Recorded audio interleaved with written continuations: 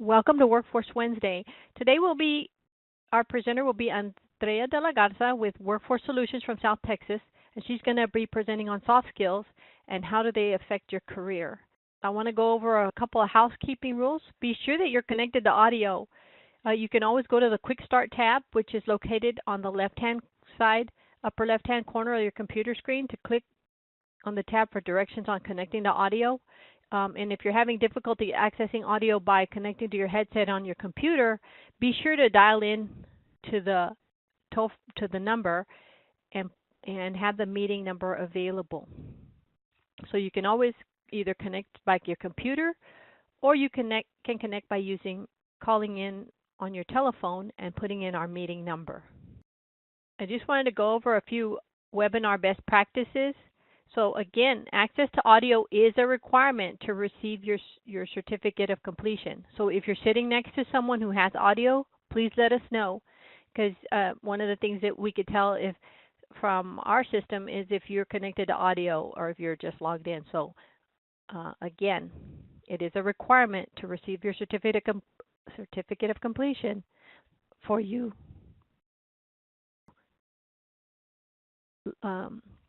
Have audio connection. So also mute your phones at all times. Type your questions in the chat pod or raise your virtual hand. I saw that somebody had raised their virtual hand, but I'm not quite sure. I haven't seen a question come through. Remember to select everyone when you post your comments or questions, and I'll show you that shortly on the next slide. And you will download and print your own certificate of completion via the transcripts in the PD portal after this session. So you might want to give it a day in the attendance roster, and they will apply credit for your attendance here today. So again, remember to respond to everyone in the chat pod. So as you could see, you have your participant window open. That shows you all the participants in the session. And then once you click on the chat pod where it says chat, you're going to be able to see in the send to, be sure to click to everyone. I said, does anybody have any questions? Chat pod, or if there are no further questions or any questions, then we'll go ahead and get started. And I'm going to again introduce Andrea de la Garza, the Project Director with Workforce Solutions for South Texas, and she will be presenting soft skills and how do they affect your career. So I'm going to hand Andrea the presenter role, and you may begin. Welcome. Hello. Can you hear me now?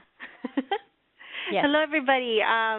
Thank you, Doctor, for introducing me, and thank you for the opportunity to present this really, really important topic, soft skills and how they affect your career.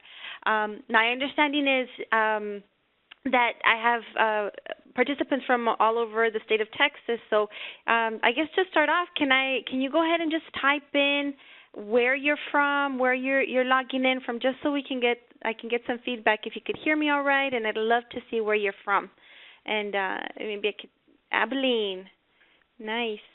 So I am in Laredo, Texas, and while you all type in where you're from, I am actually not a native Texan.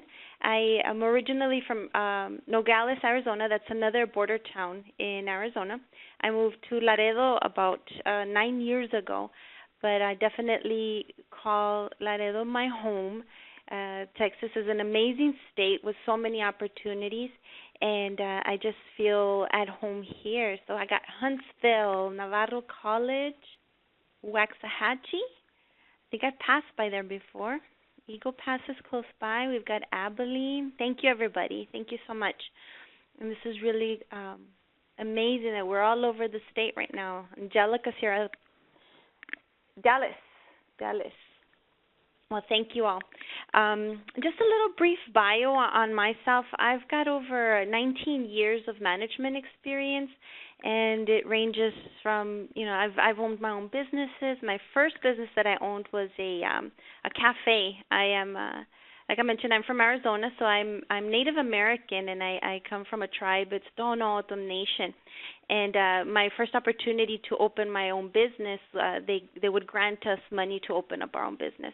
So my first business venture was to open up a cafe, and I think that was my first experience in a management role and having to hire people and really experiencing the interaction with individuals, with different individuals as a manager.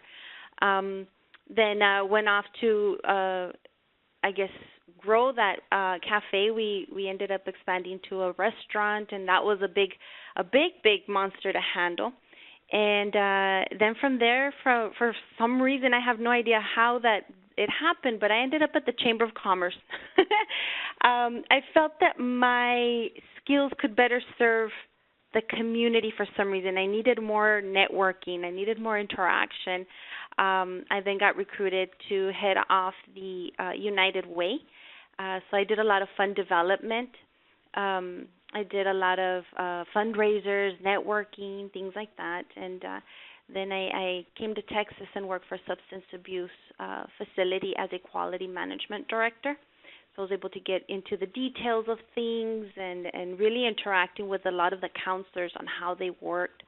And this all ties into what we're going to discuss today, because I was able to interact with so many different personalities, and I noticed how I had to personally adjust the way I interacted with others. And we'll discuss it as we go. And then about 6 years ago, I ended up here at Workforce Solutions, where I really enjoy working. There are just so many aspects to Workforce Solutions because there's so much we can do. It's a fast-changing environment where we're looking at employers, we're talking to employers, we're talking to job seekers, we're looking at industry forecasts for 10 years from now. Are we providing the right training, education for people? Are we being an agency for all, for those who want to go to college, for those who want to have an apprenticeship opportunity? So it's a very busy environment, and for my energy and everything that I like to do, this is a perfect place for me because it's nonstop. So we'll go ahead and get started here. Bear with me because this is a new platform for me. So again, our topic, our soft skills and how they affect your career.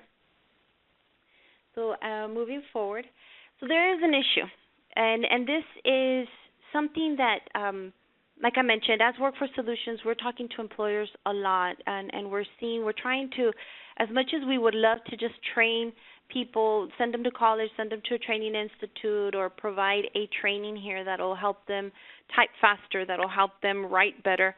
At the end of the day, employers, they have this common feedback for us that the job seekers, whether they're new or have been in the job field for a long time, they lack the soft skills necessary to complete daily tasks. And ultimately, it is affecting their company-wide performance, accountability. They're spending so much money on high turnovers due to them just not showing up, due to them not calling when they're supposed to, and essentially due to the job seeker not understanding how their soft skills affect the company's bottom line. And this is a quote by Schultz. It says, employers say that candidates are normally academic proficient, but lacking in soft skills. And we'll get into these soft skills a little bit further. So today's learning objectives, we're going to go ahead and define soft skills. We're going to identify 3 critical soft skills that affect a person's career. And why are we doing 3? There is an abundant amount of soft skills. If you look up soft skills, you're going to see a lot of them. The ones we're going to touch on today, and it's essentially because of time's sake, and I'm not going to keep you here too long, these are the critical ones that I constantly hear right now. I am working on an employability podcast where I'm talking to employers and interviewing them on what are the needs, what are the future jobs of the future, or what are the qualities you pick out from when you're looking at new employees. These are the ones that continue to pop up, and I felt that this was something important to share with you all, because at the end of the day, you are the ones that can either apply it and show your students the importance of it, and maybe we can start changing the culture. Because to be honest with you, I did not ever in my life hear the word soft skills until I started working here at Workforce. So it could have been something that's always been there, but as a regular job seeker who, works at a Whataburger or an office or in anywhere, you're never told soft skills are important. You're rather either called on them or you don't notice until you're being addressed on them. So this is why it's important to bring it up, because I think once something comes to light, it's something that you're aware of. We're going to learn if soft skills can be refined. And then we're also going to learn about different resources to further enhance understanding of these skills. And I know that this is something I'm very glad that you all showed up, because it shows that you really show an interest in improving them. So what are soft skills? So according to Davenport University, soft skills refer to a cluster of personal qualities, habits, attitudes, social graces that make someone a good employee and compatible to work with. Soft skills cannot be measured. Soft skills as opposed to hard skills. I'm sure you all are aware of what hard skills are. Soft skills are normally some things that don't have outputs. Hard skills do. If you're a mechanic, well, you have outputs. You have so many engines being built. You have so many things that come out. So hard skills usually create an output. Soft skills are a little more difficult to measure, but not impossible. A lot of the employers nowadays are still evaluating these soft skills and performance reviews, and these are, again, behaviors. You would see a soft skill being evaluated by an employer, either by how well does he get along with others, flexibility. Is this person approachable? Can this person be counted on? How many times is he on time? So those are soft skills actually in the works, and they are being evaluated, and they are being, as we're seeing more and more employers, send us samples of their evaluations. There are more and more of those topics in the evaluations than the outputs nowadays. Outputs, well, you have a spreadsheet that creates all of these. These are more through sight. It's mainly an interaction between a manager and its employee. So I'm going to take you through a little scenario. I really wanted a video on this, but unfortunately this platform doesn't let me allow me to show video. But we are going to post the link if you do want to end up watching it. But what I ended up doing is I did just a short scenario. So imagine, if you can close your eyes, just imagine it's a clinic setting. So the supervisor, talking to herself, she's looking at her watch, saying, "Oh, Mary's 15 minutes late. I wonder if she's even coming in." Here the supervisor has no idea whether Mary's even going to come in. She has no report, nothing coming in. When, of course, Mary, rushing through the doors, straight to the bathroom, not in uniform, she says, hey, sorry I'm late. I'm going to change really quick. Supervisor, Mary comes back, changing, still trying to, rustle through the hallway there, trying to get to the supervisor as if, everything's okay.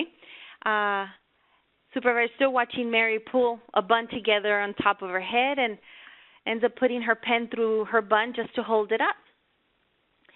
So supervisor goes on to say, "Mary, you have 2 customers pending that need to be," she quickly gets interrupted. Mary's got it, right? She knows everything. She's like, I got it.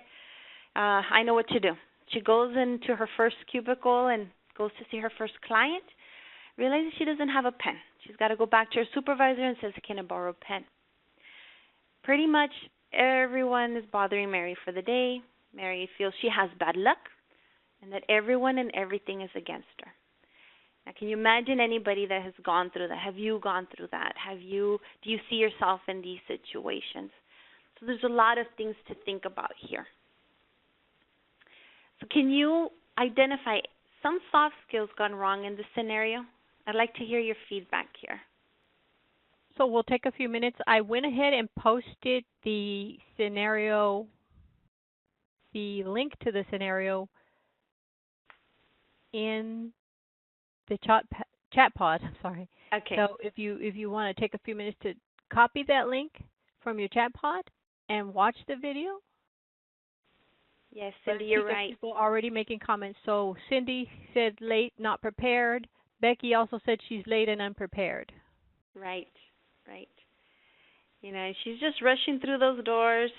Anything else prior to being late? Well, Kimberly said late, not a good listener, not in the zone to do good work. And Elizabeth said not approachable. Absolutely. I've seen that a lot lately. You know, I think we've lost sense of I don't want to say hierarchy, but respect. You know, this is a supervisor who is in charge of others and has been granted heavy responsibility to ensure that the quality of service is there. Agitated and probably wouldn't work well with the customers. Absolutely. She's already started on a negative, right? And she is unprepared, and it goes back to, I've seen it over and over again, where our staff is actually coming in, start at 8. We start here at 8, and they essentially are coming in late, no makeup, no hair done, as if it's my responsibility as an employer to allow people to continue to get ready here at work. One of the things I think from the onset that Mary in this scenario, is she didn't even bother calling. She was already 15 minutes late. The first thing she should have done is allowed her supervisor the courtesy to call and say, you know what, I am running late. I won't be there until blank. In a sense, kind of project how long you're going to be late. The supervisor could have then, at that point, used those 15 minutes to reassign some things, and maybe it wouldn't have been so pressured, right? So this is what I'm trying. I want to get you to the core of things. We were able to see, okay, yes, she wasn't ready, she didn't do this, At the end of the day, let's get to the core of things. What made her late? And at that point, when she's late, her first responsibility is to her job. She should have called her employer. Thank you for your feedback, guys. So the three soft skills that we want to touch on today, like I said, there's an abundance number of soft skills that you can talk about. Again, they're communication skills, or self-management, conflicts, cultural awareness, courtesy, sociability. But today we're going to talk about, like I mentioned, these are the top 3 that I continue to hear from employers that are extremely important. They're your interpersonal communication skills, time management, and teamwork capability. So in regards to your interpersonal and communication skills, I'm going to touch on critical conversations, writing, meetings, presentations, and sales. So in regards to critical conversations, again, what did Mary do? She didn't let someone know that she was late. She didn't give the courtesy to let someone know she's late. That is her responsibility. It is everybody's responsibility, especially if you have an obligation to start at a certain time. The best thing you can provide your employer is the courtesy to let them know and let them plan ahead. Again, that supervisor could have had an opportunity to not wonder whether Mary's going to be late, or wonder if she's even going to come in. Rather, okay, you know what, Mary's going to be late. Sally, I'm going to need you to see this customer so we can start getting the ball rolling. So in case something happens, we've got a backup plan. Allow other people to make a backup plan. A lot of people rely on others to get things done. Discussing changes in service delivery. What I mean by this is, if you know what your job is, right? this would go into detail more so in if there are any changes let's go into a counselor setting. If there are any changes in the plan of the customer, when the customer's plan is you know what, he's going to go to work, he's going to go to a group session, and then he is also going to make sure he's got some family time. Well, maybe during a discussion you decided to add one more element in there, or take the family time away because something triggers the individual at this point. Well, let your supervisor know what those changes are, because there will come a time when you will not be there for whatever reason. It's important to let others know when things change. If you have shift changes of any sort, these are critical conversations you must have. Even if you have a personal conflict with the person who's taking over your position, or that works within your department, it's important for them to understand what is going on, because the focus is not about your personal relationship with that your peer, but rather your focus and everyone's focus should always be on the customer, whether he's a patient, whether he's a customer at a retail store, whether this person is a paying customer at a computer sales place. It's important to set all personal issues aside and discuss changes at all times. Discuss anything that is crucial or beneficial to the customer. It's important to always focus on the customer. I think people tend to lose focus of that. We get so bogged up in our interrelationship with our peer that I don't like her, or she said something wrong to me, or she doesn't like me, so I'm not going to let her know. Well, instead of that person or the employee thinking, well, you know, I'm going to stick to my pride and not talk to her because she doesn't like me, they're doing a disservice to the customer, thus the company that they're representing. It's important to have critical conversations when there's a misunderstanding.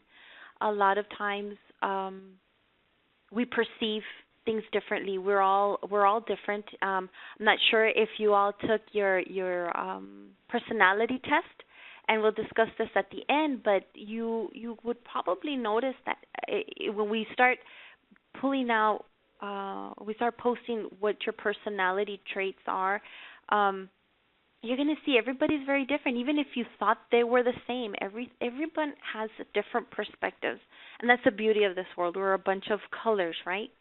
And it's important for us to understand that you may have meant something and the other person perceived something else. It's important to always be on the same track, especially when it comes, again, your focus is the customer. Your focus is your student. Your focus is the patient at all times, and not to lose sight of that.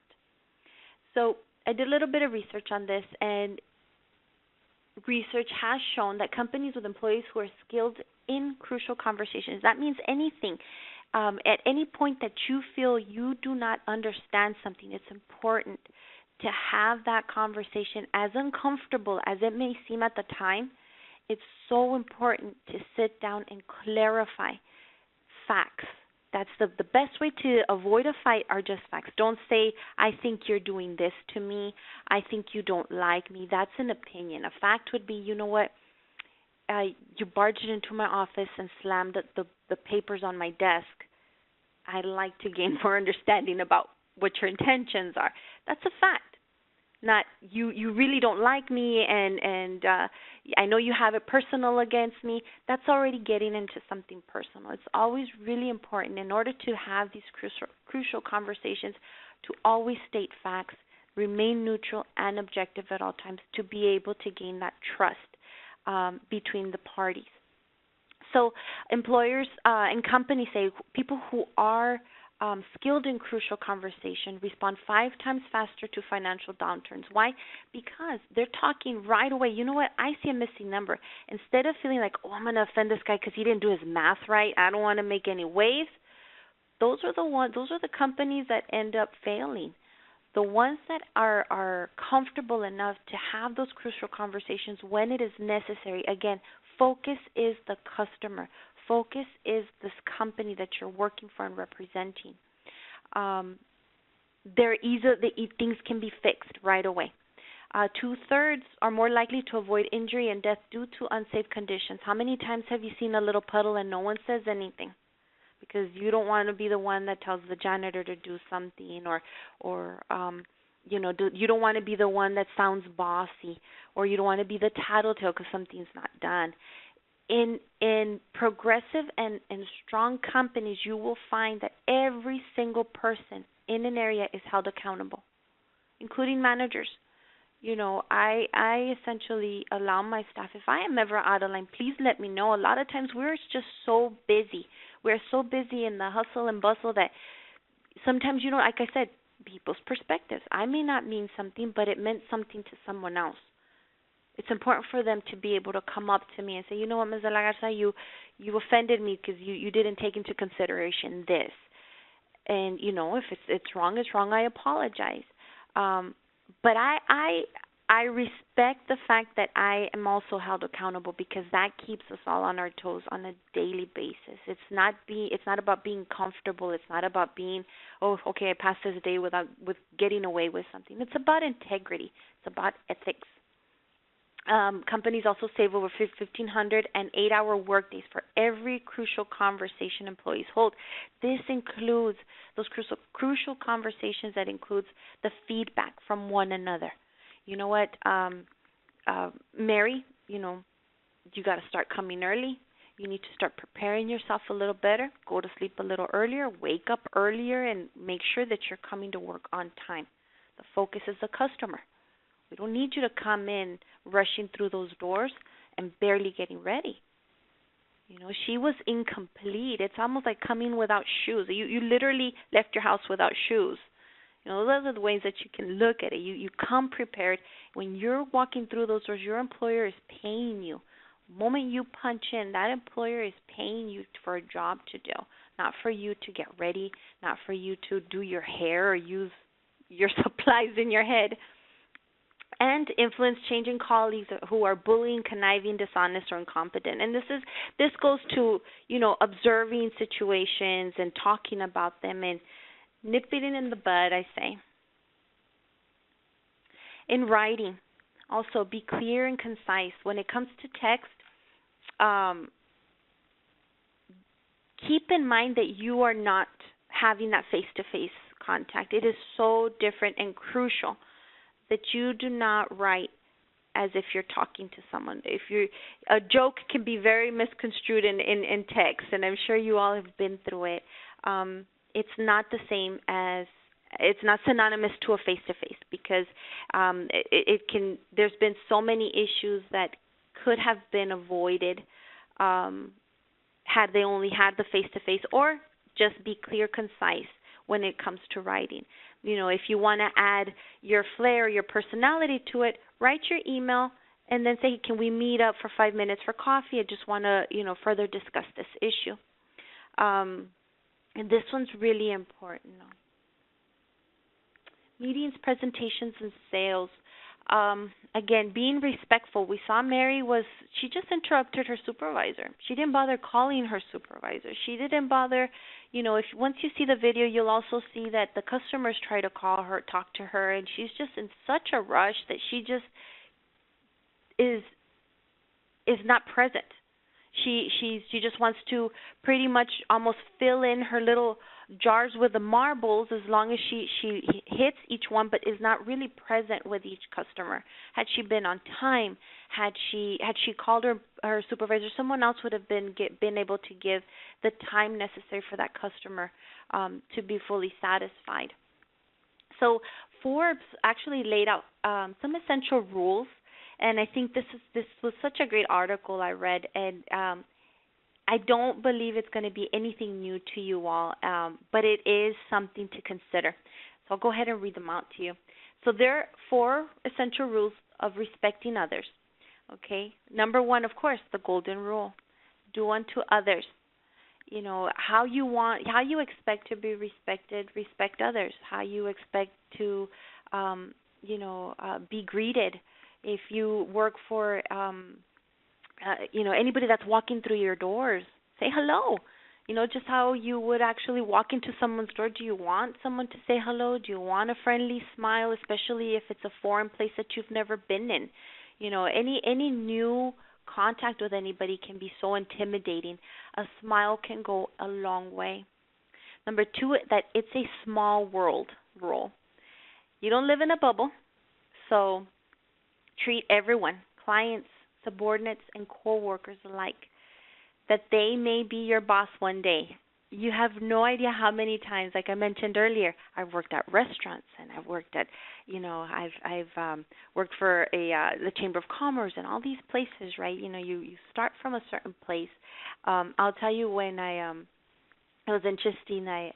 When we were in the process of purchasing the restaurant, I started off waitressing there just to see if this was something we wanted to do. Like I said, my first business was a cafe, so it was very not as high intensity. You've got chefs and you've got orders and you got to serve these customers quick.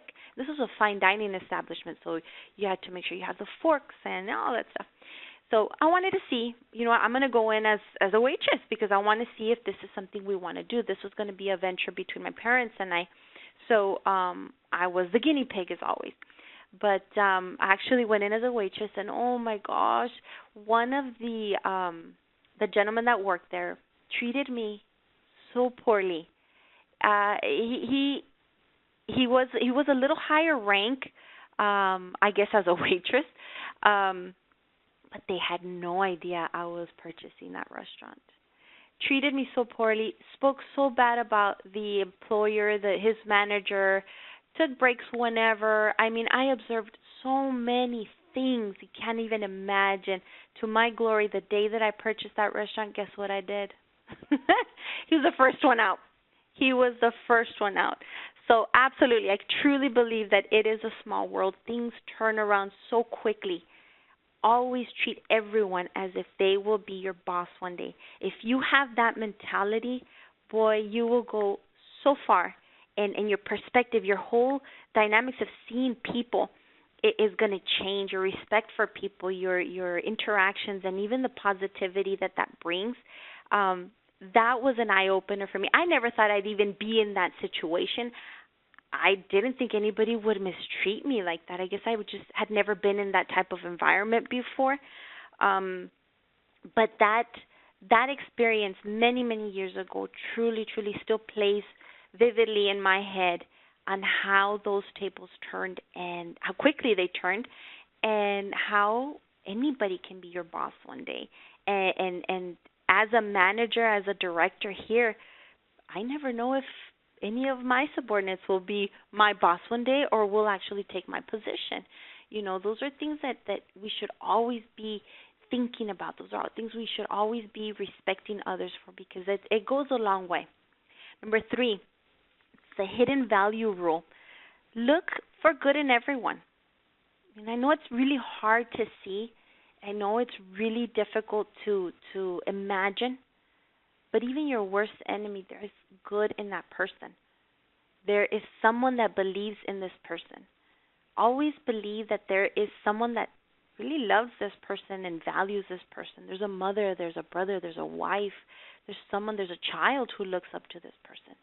Even, not saying you have to be best friends with them, but as long as you believe in that hidden value, you'll see that your perspective changes in everyone. And it's almost like your guard loosens up a little bit more. And number 4, the everyone is special rule. Recognize that everyone came from a different place. They come from different backgrounds and resources. Some may value, as much as some people end up throwing half of their lunch. You never know, someone grew up with nothing, that even your leftovers may mean something to them. Nevertheless, everyone is special to someone in their lives, and everyone has their own special abilities. And as always, smile. A smile goes a long way, a long, long way.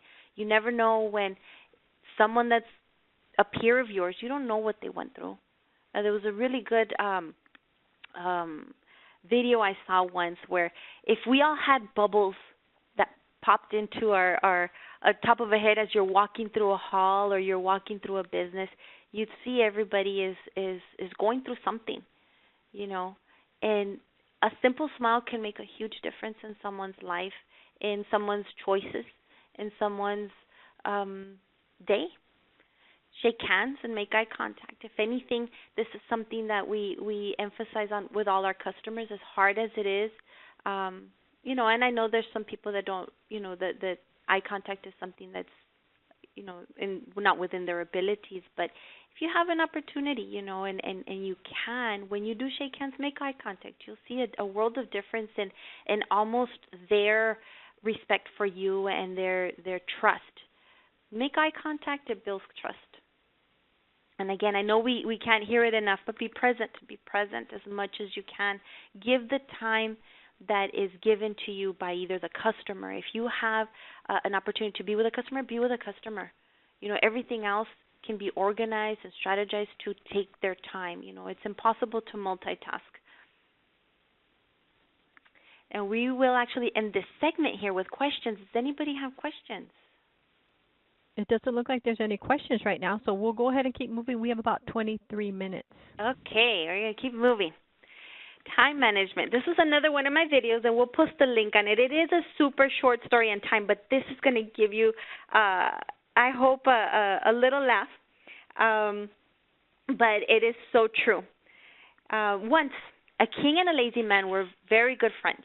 One morning, the king said, "Why don't you have work to earn some money?" He responds, "No one gives me a job. My enemies told everyone that I never do any work on time." The king said, "You can go into my treasury and collect as much wealth as you can till sunset."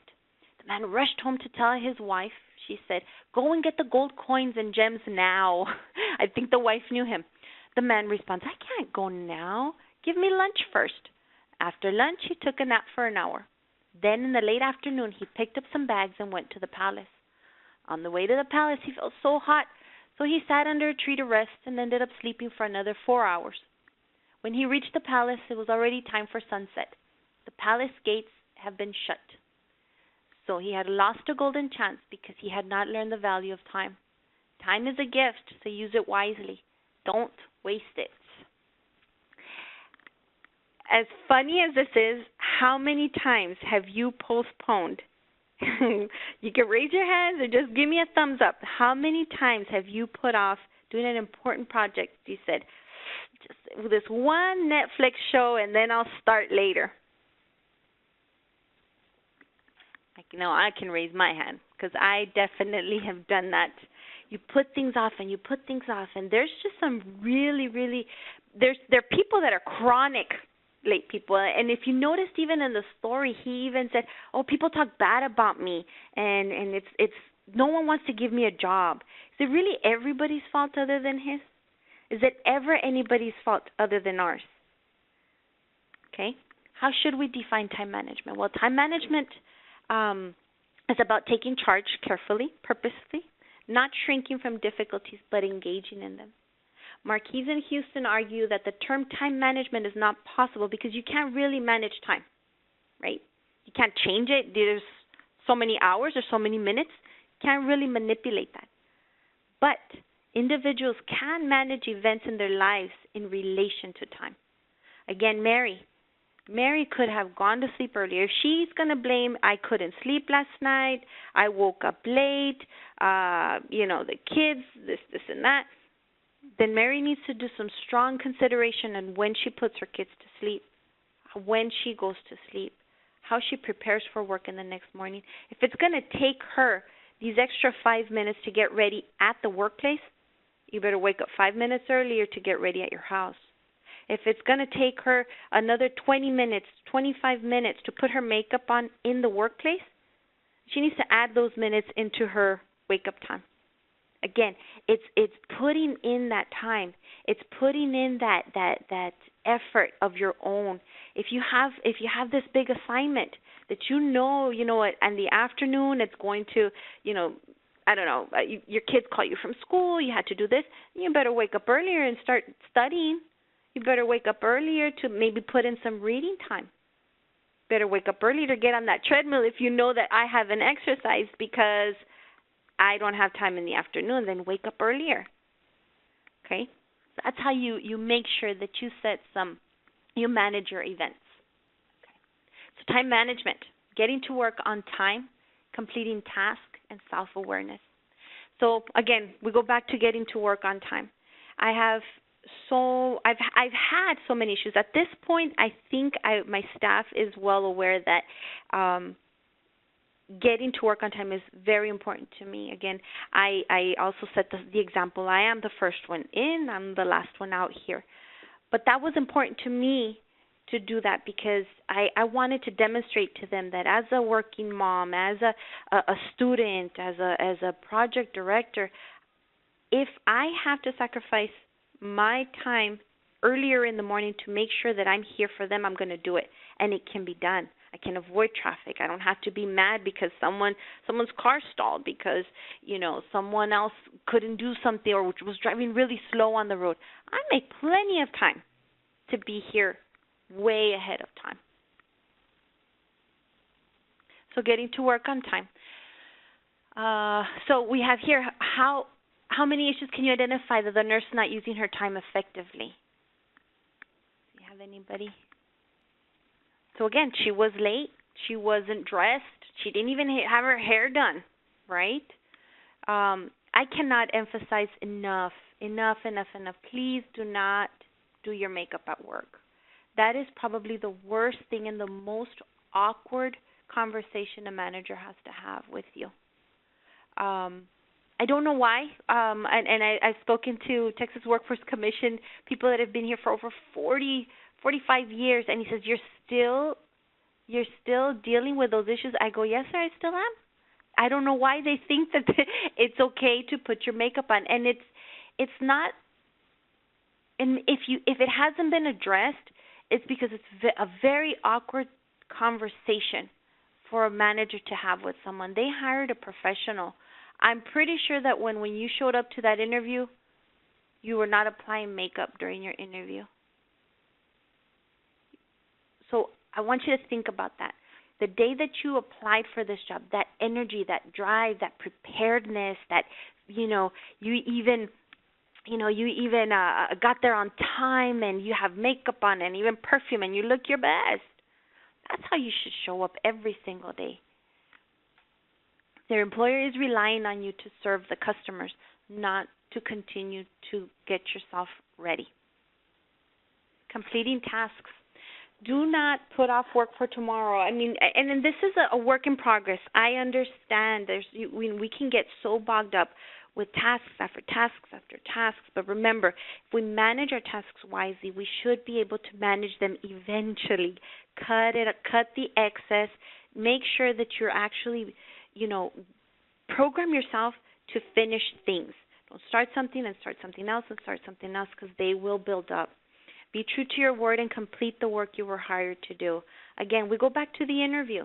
We go back to what you said you could do. We go back to your resume that says you're prompt and you're detail-oriented and that you're reliable and that, all your progress that you have accomplished and all your awards and your community service, a lot of times it is not reflective on our day-to-day worker.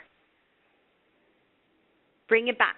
Bring it back. If you need to bring your resume, I would recommend bring your resume. Post it. Remind yourself of the person that walked into that interview that first day. Remind yourself of that person that didn't have the job, that truly needed the job and needed the paycheck to get to where you're at. Remind yourself. Do not blame others for your lack of planning. It's not everybody else's fault you can't get a job. It's not everybody else's fault that you're late. It's not everybody else's fault that you didn't complete a task on time. Your tasks can be completed on time if you program yourself. And ultimately, don't take on more than you can handle. You have to, this is part of those critical conversations that if someone's telling you, here, do this, and you're just bobbing, okay, yes, I will. Find that strength in you and the self-awareness in you that says, you know what, in order for me to provide a quality product, I'm going to have to decline for now only because I want to make sure that my previous projects, they're right. Believe me, your managers will respect you for that because they're going to know, they're going to understand that you are taking the time necessary to provide quality work. If you accept it all and give just have done work that's going to be reflective on you. It's not going to be on your boss. It's not going to be on your peer.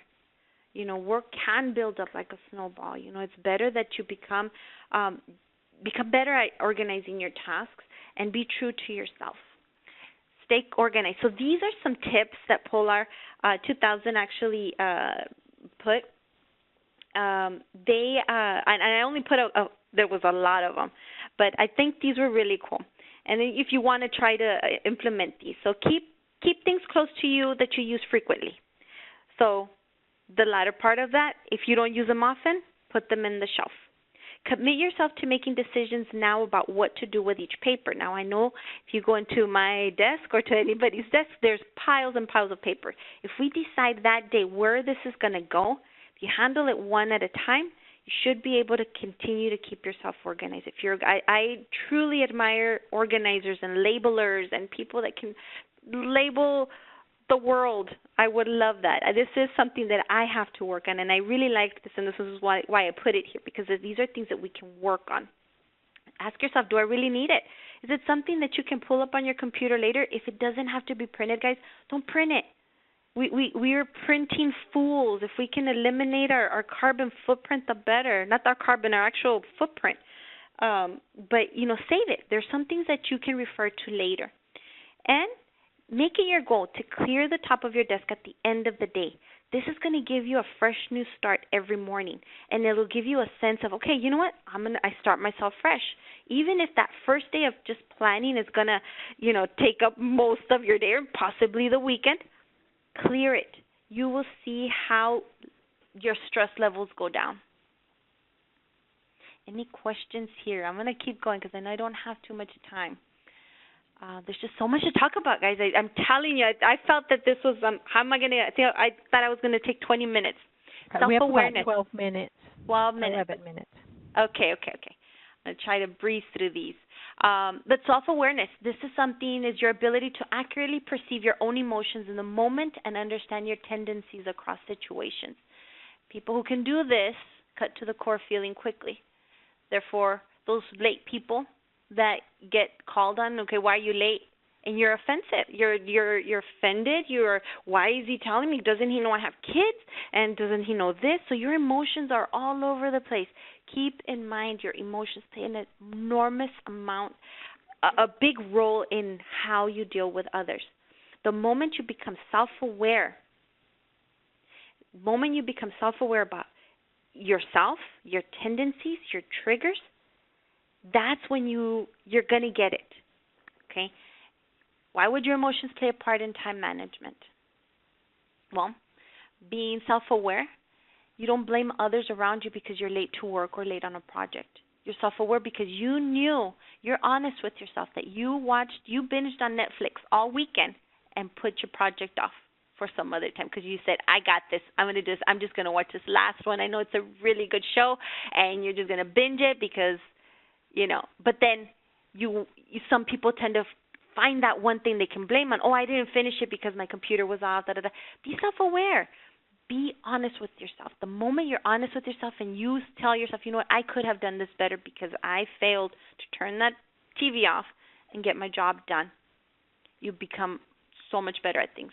Not blaming others for driving slow or having car problems. Again, that goes back to your time management. You knew you were late already. Don't blame the poor old lady driving on the road. Just because she's cautious and she has nowhere to go and is not in a hurry, you're the one who left your house late. It's no one else's fault. Accept it. Your emotions manage your daily interactions with people. The more control you have of your day and the more aware you are of your emotional triggers, the better you will become at being your personal manager.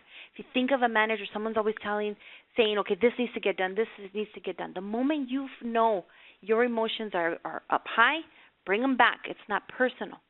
Figure out, mirror yourself. How am I acting? What am I doing that I can possibly be affecting this situation, this conversation? Think about that. People with high self-awareness are remarkably clear in their understanding of what they do well. Okay, if you do something well that takes time, don't take on more tasks. You know that when you're going to be rushed, you're going to do a poor job. Once you know that and you can accept that, you can be honest with your employer, have that critical conversation with them and say, really want to do a great job over here. Unfortunately, I can't take that on right now.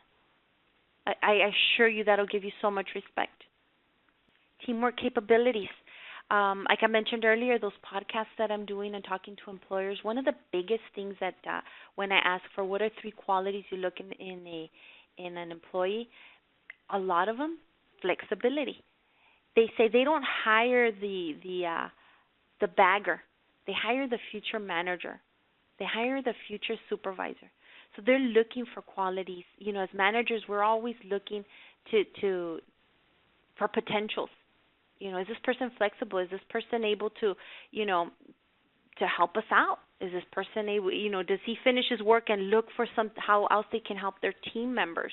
Does this person, go out of his way to make sure that everything is running seamlessly? Again, we go back to your job affects others. It really does. As much as you think you work independently in a bubble, you don't.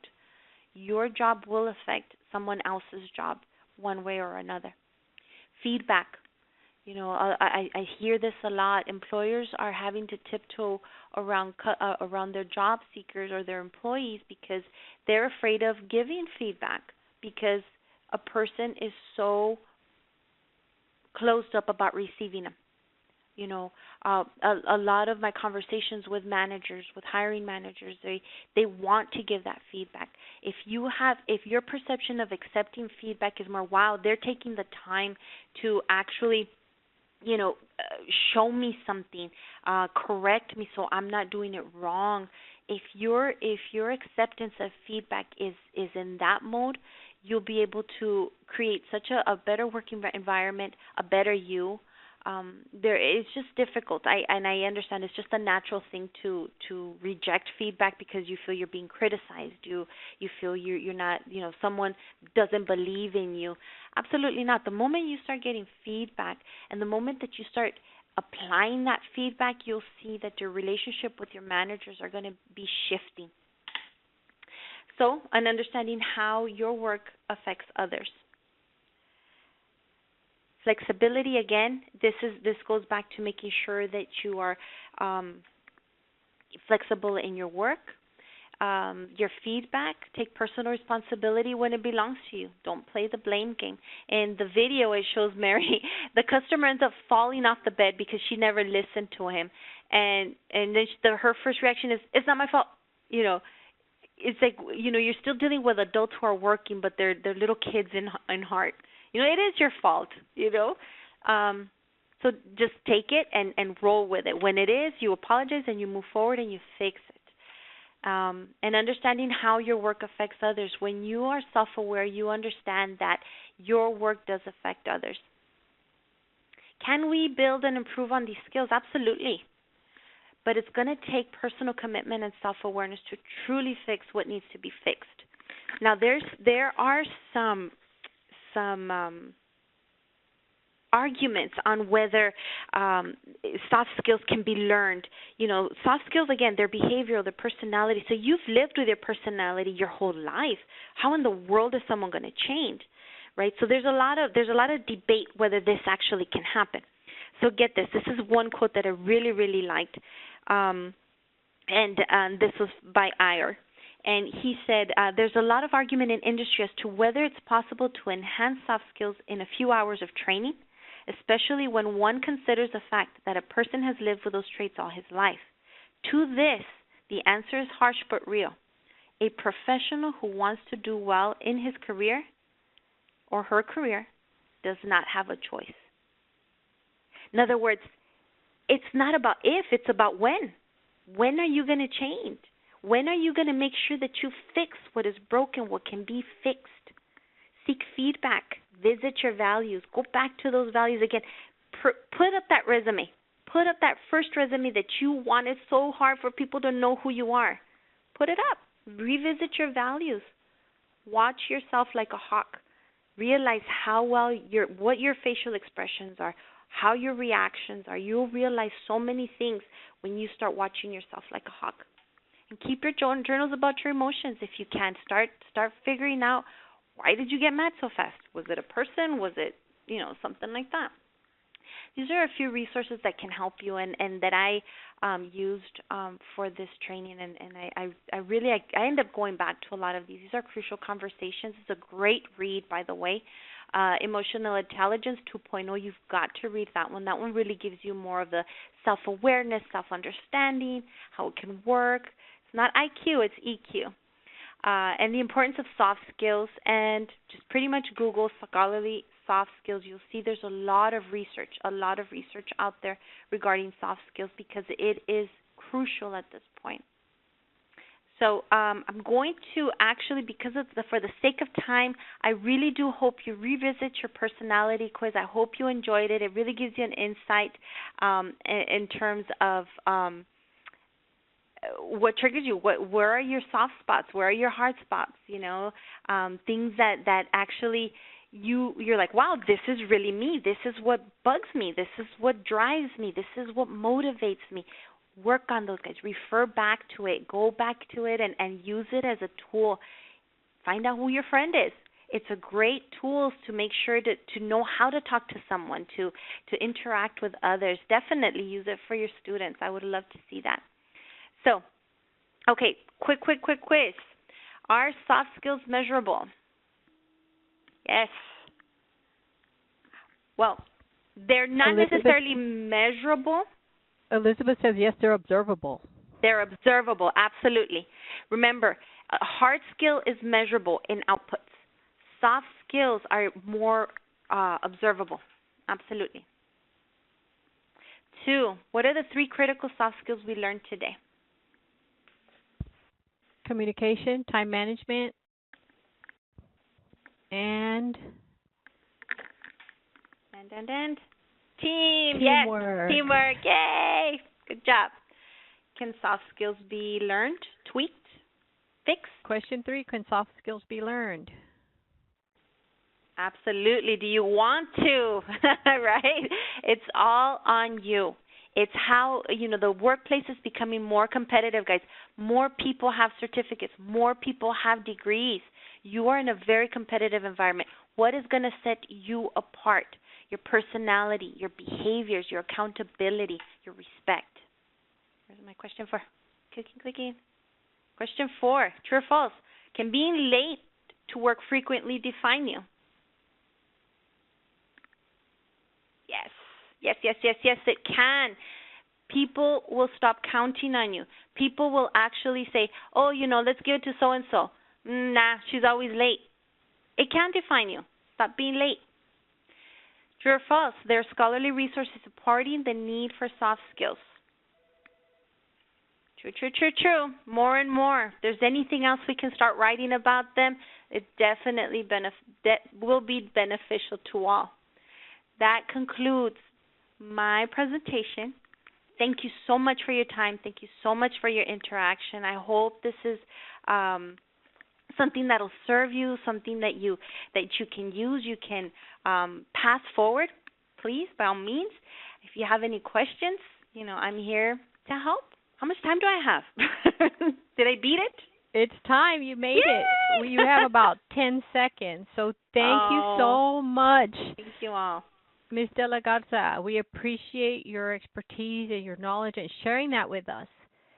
I just wanted to remind everybody that the presentation will eventually be up in the PD portal under the Career Pathways Community of Practice once we get it through the accessibility process.